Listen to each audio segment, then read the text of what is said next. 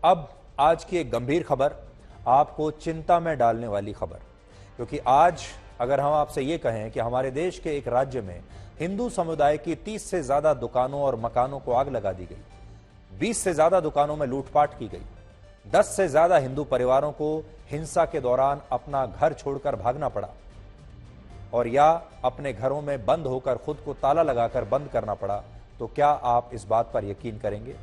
आप में से बहुत सारे लोग तो शायद पहले ये सोचेंगे कि आखिर ये सब कहां हुआ, कैसे हुआ और आज के जमाने में क्या ये हो सकता है। पश्चिम बंगाल की राजधानी कोलकाता में 9 अक्टूबर को हिंदू समुदाय के खिलाफ जबरदस्त सांप्रदायिक हिंसा हुई है, लेकिन दुख की बात यह है कि इस हिंसा का कहीं पर कोई जिक्र नहीं हुआ और शायद आपको भी अब तक इसके बारे में कोई जानकारी नहीं मिली होगी। लेकिन आज हम हिंदुओं के खिलाफ भड़की इस नफरती हिंसा का पूरा सच आपको बताएंगे और यह सच आज हमारे देश के खास वर्ग को काफी चुभेगा।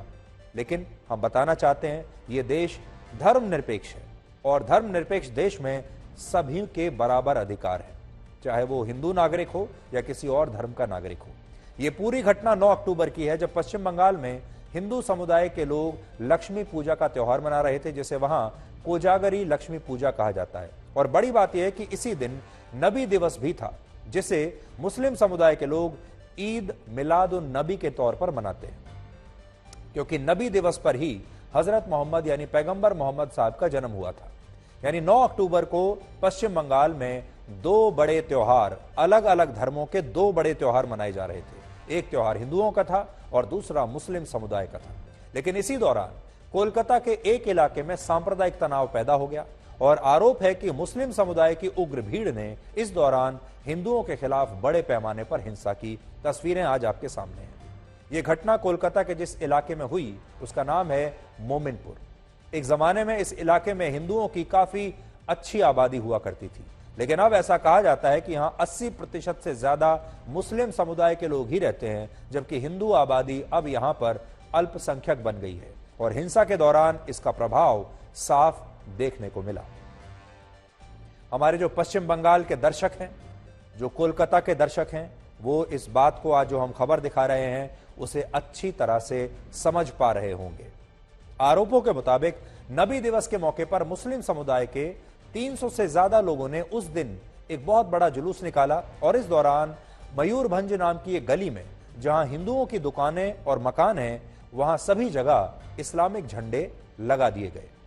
हमारी टीम जब इन इलाकों में गई तो हिंसा के दौरान घायल हुए लोगों ने हमें खुद बताया कि इस उग्र भीड़ में शामिल लोग ये कह रहे थे कि उनकी दुकानों और मकानों में से ये इस्लामिक झंडे हटाए गए तो ये इस्लाम धर्म का अपमान होगा।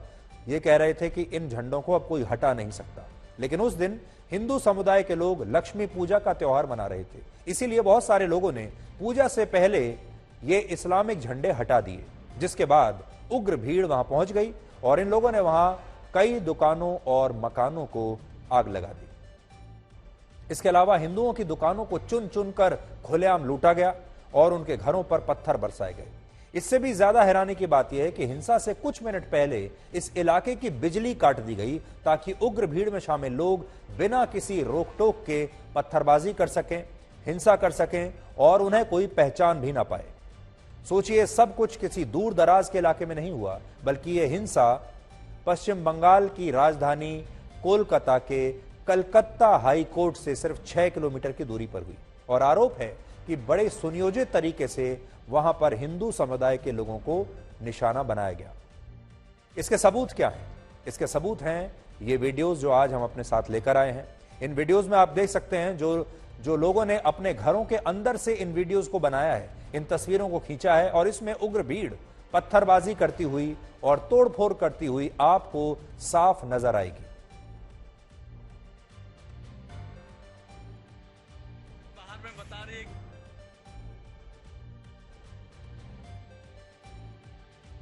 इस हिंसा के बाद से मोमिनपुर के इसी इलाके में धारा 144 लागू है और उससे भी ज्यादा बड़ी बात यह है कि यहां रहने वाले हिंदू परिवारों ने अब यहां से भागना शुरू कर दिया, यानी पलायन शुरू कर दिया है। और यह गंभीर बात है क्योंकि इस इलाके से पहले ही बहुत सारे हिंदू परिवार अपना घर बार छोड़कर पहले ही भाग चुके हैं और अब इस हिंसा के बाद जो थोड़े बहुत हिंदू परिवार यहां पर बचे थे वो भी अपनी जान बचाने के लिए अब यहां से भाग रहे हैं। और ये परिवार डरे हुए क्यों हैं उसे आप ये वीडियो जब देखेंगे तो आप समझ जाएंगे।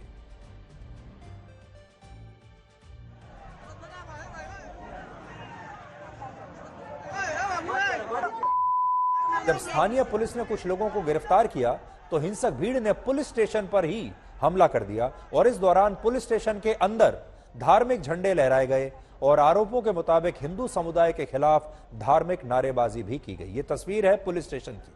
आज हमने कोलकाता के इसी इलाके से आपके लिए एक ग्राउंड रिपोर्ट तैयार की है और इस रिपोर्ट को आज पूरे देश को बहुत ध्यान से देखना चाहिए।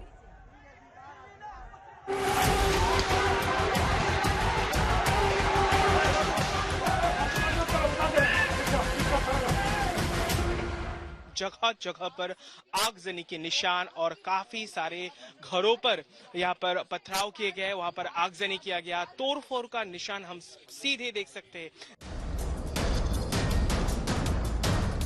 ये हम लोग अचानक हम लोग पर हमला करने स्टार्ट हो गया। हम लोग ऊपर में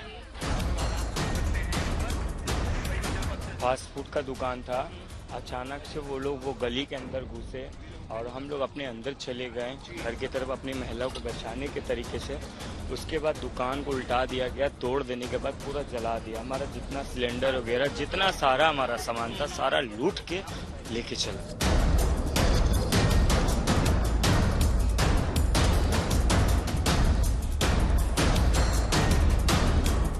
4 घंटा एकदम कंटिन्यूअस, कोई पुलिस यहाँ पर नहीं है। सारा स्कीम से काम हुआ था, बिजली को काट दिया गया था। बिजली को काट देने के बाद उसके बाद रैली चालू हो गया। पुलिस यहाँ पर जरूर तैनात थी, लेकिन जब फिर से हिंसा फैली, तनाव फैला, उससे पहले पुलिस यहाँ से रवाना हो चुके थे। निकाला, मेरा बच्चा लोग को लेके निकाला। कल रात में हीटर चल रहा है। आप सामान लेके दादा क्या आप यहाँ से निकल रहे हैं? क्यों? क्या करेंगे? जुलूम हो रहा है, पीवी वालों से संसार है। कल को पुलिस 1.5 घंटा नहीं आया, मेरा माँ बहन इज्जत उठाया। कहाँ जाइएगा? क्या करें? कहीं जाएंगे किनारे में, नहीं इससे तो अच्छा रहेगा। क्या डर के मारे जा रहे?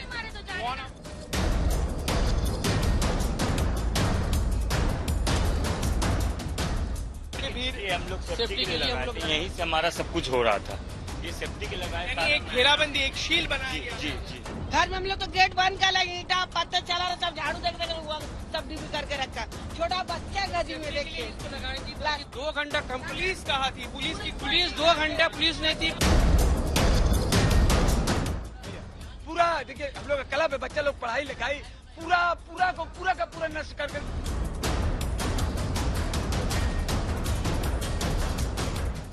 लूट हुआ है सर, 4 घंटा पुलिस प्रशासन नहीं है यहाँ पर। 4 घंटा पूरा हम लोग इतना डर में है सर कि कोई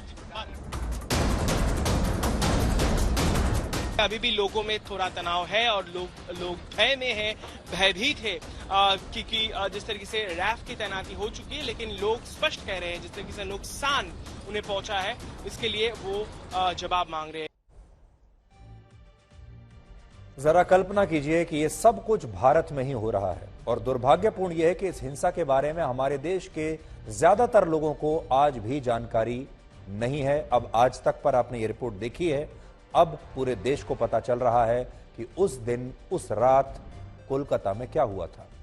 कुछ वर्षों पहले तक हिंदुओं के खिलाफ ऐसी नफरत बांग्लादेश में दिखाई देती थी, जहां मुस्लिम कट्टरपंथी हिंदू समुदाय के लोगों को और मंदिरों को निशाना बनाते थे। लेकिन अब ये सब कुछ बांग्लादेश में नहीं, पश्चिम बंगाल में हो रहा है। पिछले 5 वर्षों में पश्चिम बंगाल में हिंदुओं के खिलाफ हिंसा की 15 से ज्यादा बड़ी घटनाएं हुई हैं और बहुत सारे इलाकों से हिंदुओं का पलायन बढ़ गया है। आप हैरान हो जाएंगे जानकर कि भारत के जिन 4 राज्यों में मुस्लिम आबादी तेजी से बढ़ी है, उनमें असम, उत्तराखंड और केरल के बाद पश्चिम बंगाल चौथे स्थान पर है। वर्ष 2001 से 2011 के बीच 10 साल में पश्चिम बंगाल में मुसलमानों की आबादी में 1.8% की वृद्धि हुई है, जबकि इसी अवधि में हिंदुओं की आबादी 1.9% तक कम हो गई है। भारत के जिन राज्यों में हिंदुओं की आबादी तेजी से कम हो रही है, उनमें पश्चिम बंगाल, अरुणाचल प्रदेश, मणिपुर, असम, त्रिपुरा और उत्तराखंड के बाद छठे स्थान पर आता है। 2011 की जनगणना के मुताबिक पश्चिम बंगाल की कुल आबादी उस समय 9 करोड़ 13 लाख थी, जिनमें लगभग 70% यानी 6 करोड़ 40 लाख हिंदू थे और 27% आबादी यानी लगभग 2.5 करोड़ मुस्लिम आबादी थी। लेकिन सोचिए, जब वर्ष 2001 से 2011 के बीच पश्चिम बंगाल में इतनी तेजी से मुस्लिम आबादी बढ़ी, तो 2011 से 2022 के बीच इन 10 वर्षों में इसमें कितनी जबरदस्त वृद्धि हुई होगी। हमारे देश का एक खास वर्ग आज भारत पर सांप्रदायिक होने के आरोप लगाता है।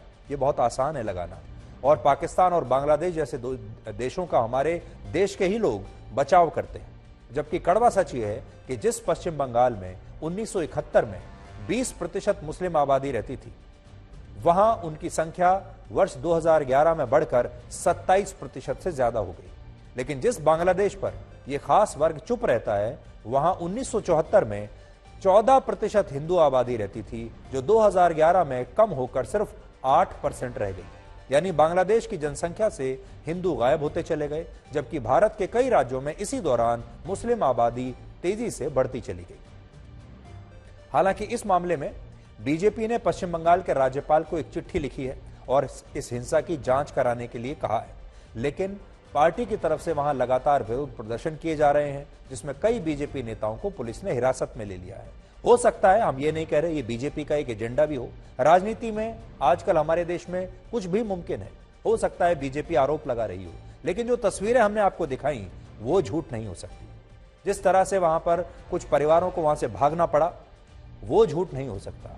ये जो वीडियो आपने देखे, ये झूठ नहीं हो सकते। हालांकि ममता बनर्जी की पार्टी का जो कहना है वो जाहिर है, वो कह रहे हैं कि